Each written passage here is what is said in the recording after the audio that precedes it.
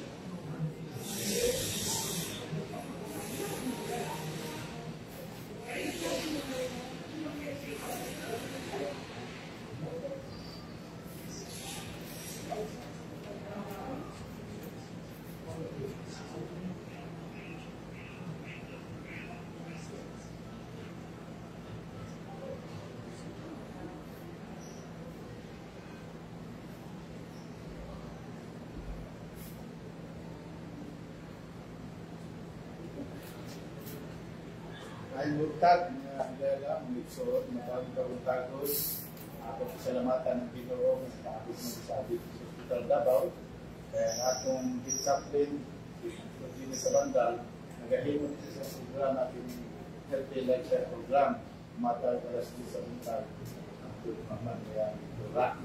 So makakuha tayo ng idea ang saan na makapatuntag may panlawas kaya ito natin nga makapatuntag ang mataas-taas pa ang atong pinag-uwi.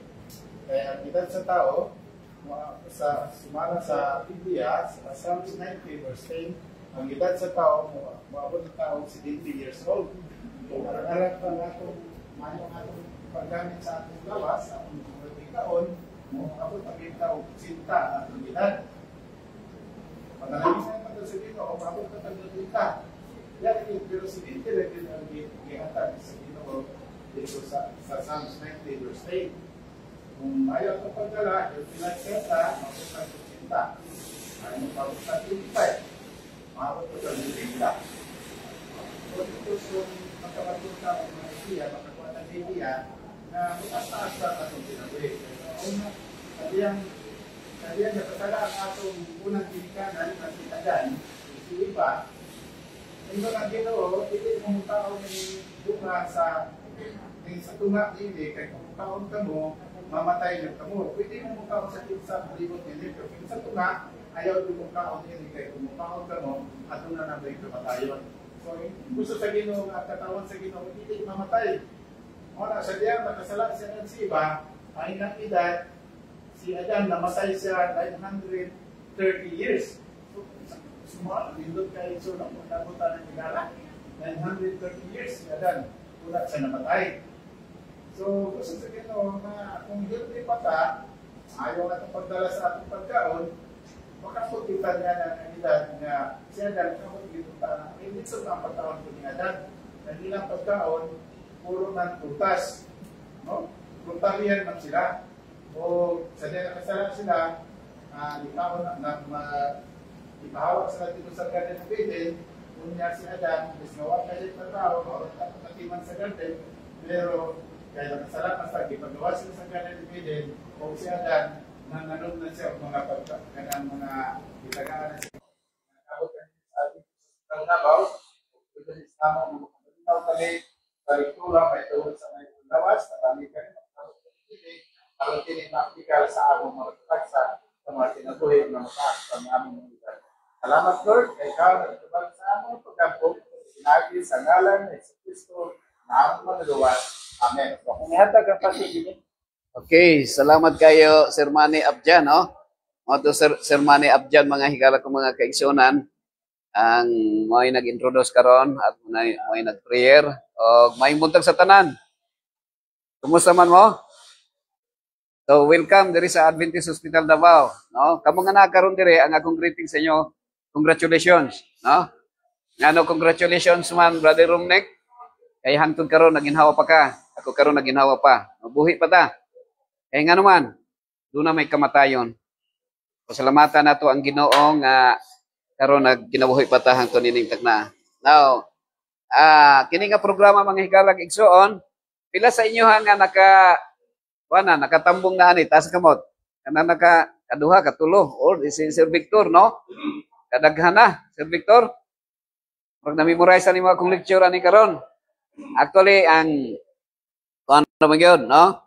Ang balik-balik ra man gyud ang prinsipyo. Ang prinsipyo sa Ginoo napulo ra man kasugo.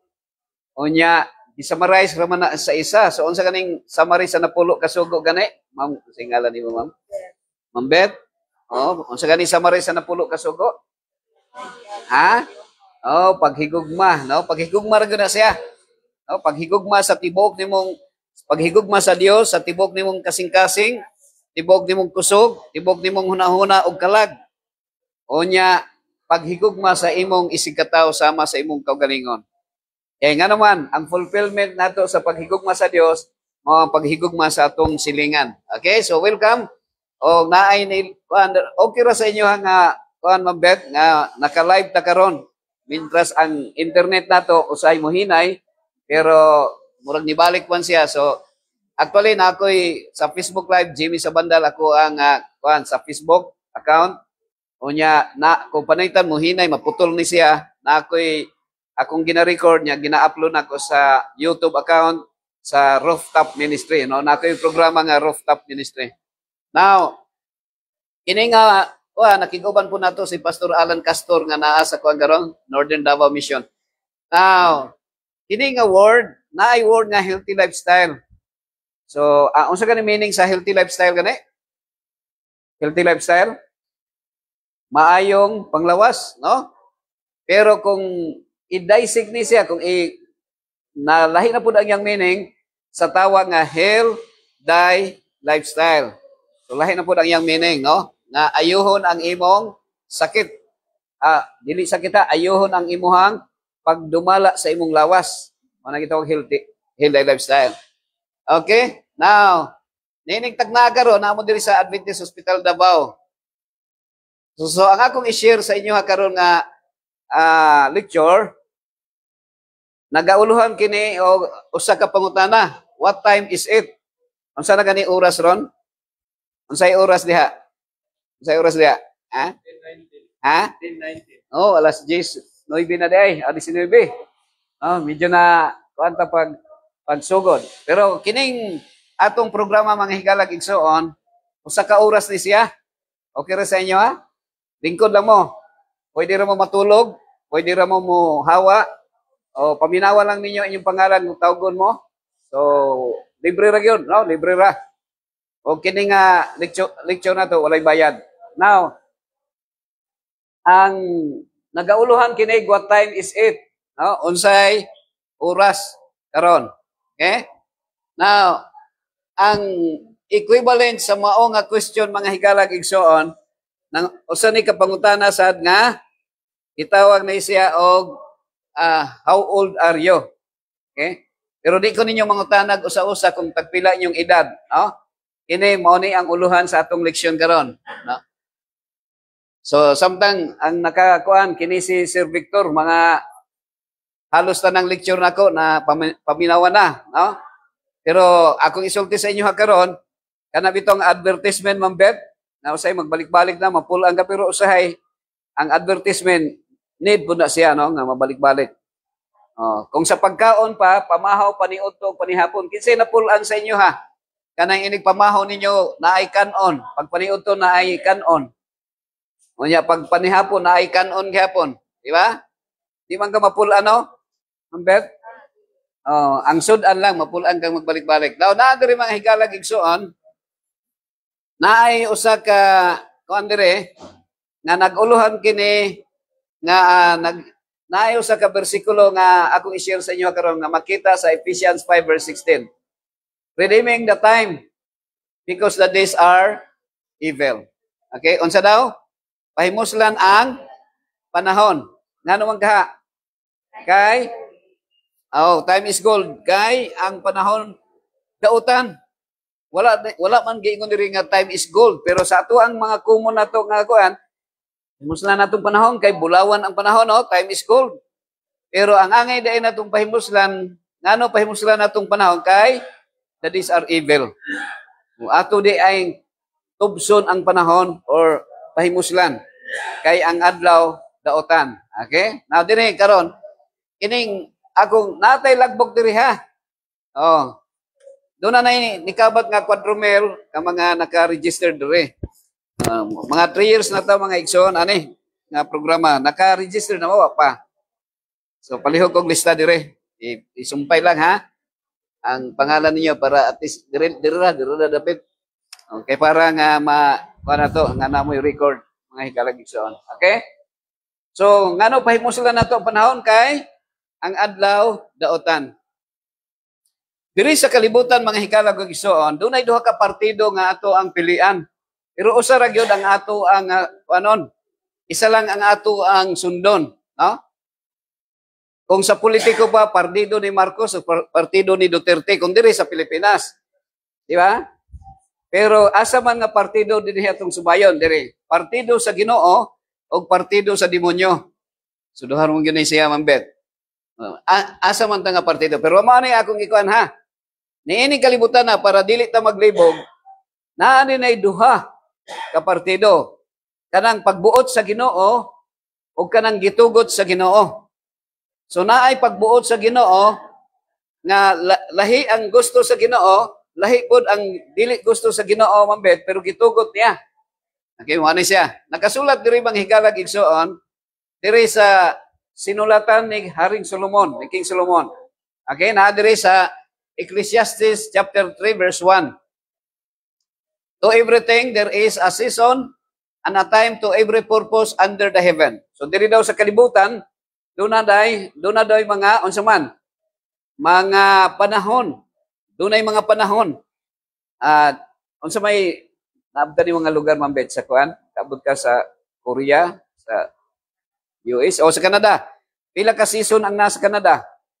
Nay upat ka season. Nay lugar sa natoy lugar sa Vietnam nga ang North Vietnam duha lang ka season, unya ang South Vietnam upat. Pero isa lang ka country, pero sa dito sa Canada upat, no? Nay winter season, summer season, summer na ay spring ug autumn. Pero diri sa tuwa duha lang, tag-ulan ug tag-init ra. Now din mao ni siya. Pero diha sa Ginoo naay duha ka butang. Kining pagbuot sa Ginoo, unsa gani in English sa pagbuot sa Ginoo, Ma'am Beth? Ha? Will of God, ang usa permitted by God. Dili will sa Ginoo pero gi-permit, gitugot. Okay, sumana yung duha. Ako ang kuan sa inyo ha. Nangingon diri.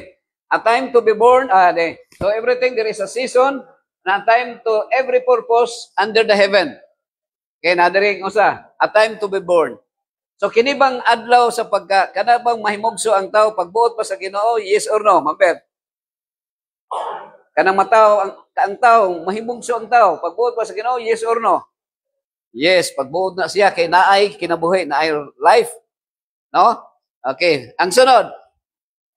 Diri ngano naabot man si.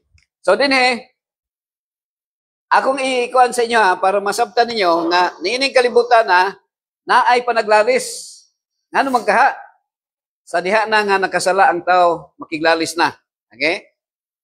Naay usa ka numero. Kining usa ka numero, kung nagtindog ka, halimbawa, diri ka nagtindog, Ma'am Beth, diri ka nagtindog. Nya ang imong nakita, unsa may nakita niyo sa numero 9. Unsa may nakita? Numero 9. Unya ang imong kaatbang diri, kung diri siya magtindog, unsa may nakita? Lloyd, happy morning, Lloyd. Unsa may makita niya? Number 6. So na, di ba mag-away mo? Mag-away. Manong pag-abot sa korte dito sa Senado, mo sa aday mo moingon nga, I will tell the truth, the whole truth, nothing but the truth, di ba? Nya, so help me Lord, kanang mo kanong Bible ba? Pero mga higalag igsoon, bisag unsaon nimo kung diri ra jud ka mo barog sa imong gibarugan, nya dili ka mo subay sa iha pong gibarugan, dili mo magkasinabot. So naglalis mo. Moingon ang isa, number 9. Ang akong nakita, moingon po isa, number 6. Pero kinsa may correct sa ilang duha? Pareho sila correct, pareho po tama. Okay? So mo na siya. Now, mo na siya. A time to die. Ang question mo ni, kini bang panahon nga mamatay pagbuot pa sa Ginoo, yes or no? Ha? Sa yes or no, Ma'am Beth, unsay imong answer? Isa lang. Isa lang ang answer. Sa yes or no, unsay answer? Odro na kong question ha. Kini bang mamatay ang tao, masakit ba niya mamatay? Pagbuot pa sa Ginoo, yes or no? Ikaw, sir, unsay ngalan nimo, sir? Sir Jan, kining mamatay ang tao, kanang masakit, niya mamatay, pagbuot pa sa Ginoo, yes or no? Sa yes or no lang. Yes. Kini si Ma'am. Unsay ngalan ni Ma'am Jan? Ma'am Hanife. Unsay imong answer, Ma'am Fe? Pagbuot ba sa Ginoo, yes or no? Ha? sa yes ka or sa no? Yes, no. Sa ka. Dire. Kini bang masakit ang mamatay pagbuot ba sa Ginoo, yes or no? Yes or no? Ha? Yes? Ang tamang answer is no. Dili pagbuot sa Ginoo nga mamatay ang tao. Ano na siya? Gitugot sa Ginoo kay ang tao milikoy, nakasala. So ang hinungdan nga masakit o mamatay ta kay nakasala ang tao unya naay gidili sa Ginoo atong gikaon. Mahinungdang shorter atong lifespan. So dili na pagbuot sa Ginoo ha. So sayop na nga mga panghuna-huna, sir, kung unsa man maing ka nga pagbuot sa Ginoo namatay si Tarpulano. Dili na siya pagbuot ng Beth. Gitugot ra sa Ginoo. Namo kay maingon nga pag namatay ay lang kabalaka kay pagbuot na sa Ginoo. Dili pagbuot sa Ginoo nga ang tao maguol, masakit, mamatay. Malipay ba ka nga naay mamatay? Di man. So ang Ginoo di siya malipay nga naay mamatay. Pero kung ang tao nag-antos na po sa iyang sakit, o niya, luoy na po siya, itugod sa Ginoo nga mabugto ang ginhawa sa usa ka tawo. Itugod lang ha. Diba na yan? Lahi ang pagbuot, Sir Jan, lahi ang gitugot. So pagbuot, gitugot lang na siya. A time to plant, pagbuot sa Ginoo. A time to pluck up that which is planted, dili na siya original nga pagbuot sa Ginoo. Kay ang pagbuot sa Ginoo, ang original is kuan kanang walay mamatay, no? Walay mamatay ang original. Okay? Kini bang pagpatay, pagbuot ba sa Ginoo, Ma'am Faith? Pagbuot ba sa Ginoo, yes or no? So no ang answer ha. Iya lang gitugot. Kalang mukaon tagbaka og karabaw, dili na siya pagbuot sa Ginoo. Pero gitugot na niya sa tuwa kay magbuot-buot man ta kay ganahan man ta mukaon og kuan, balbakwag bulalo. Okay? So, a time to heal. Kini mao'y pagbuot sa Ginoo. A time to break down, dili pagbuot sa Ginoo. Gitugot lang niya. A time to build up, pagbuot sa Ginoo. A time to weep, dili pagbuot sa Ginoo, pero iya lang gipirment. A time to laugh, so ang gusto sa Ginoo nga malipay ta, no? Gusto nato nga gusto sa Ginoo malipay ta. A time to mourn, pagbuot sa Ginoo, yes or no? No siya kay mag-uol ka, kinsa may ganahan mag-uol. A time to dance, yes, okay na kung malipay ka, no? A time to cast away stones. Ayaw lang paglabay og bato, ha? Kung maglabay mo, kanang pan lang ilabay. No, pan. Kung maglabay ka, pan lang. Para kung maigo ay mong kalaban, mabusog ra siya. Kaya ran ka, ano. A time to embrace, yes. Gusto sa Ginoo nga malipay ta. A time to refrain from embracing. Kung maglalis ta, dili gusto sa Ginoo nga mag-away. Balik tararagod ang away, Ma'am Beth. Di ba, devil? No, away, devil. A time to get. Sa prinsipyo sa kalibutan, Ma'am Beth, og Ma'am, kasi ito ang ngalan niyo, limot ko. Ha? Ma'am Yuli, kaduha na ka naka-attend rin, no? Katulo. Di na may hab. So, at time to, naay duha ka prinsipyo mga higalag igsoon. Kanang, ang sa Ginoo nga prinsipyo, naadiri si Kuan, no? Alejandro Narisma, happy morning. So, diri sa kalibutan, Sir Alejandro, ang pagbuot yun sa Ginoo, ang iyang yung karakter is giving, paghatag. No, paghatag. Mao na siya ang kinaiya sa Ginoo mga higalag igsoon. Pastor Alan, pero ang principle ang sa kalibutan sad nga which is gitawag na siya mambet nga sa kanang principle sa devil is get. Pagkuha. Kanang getting is principle of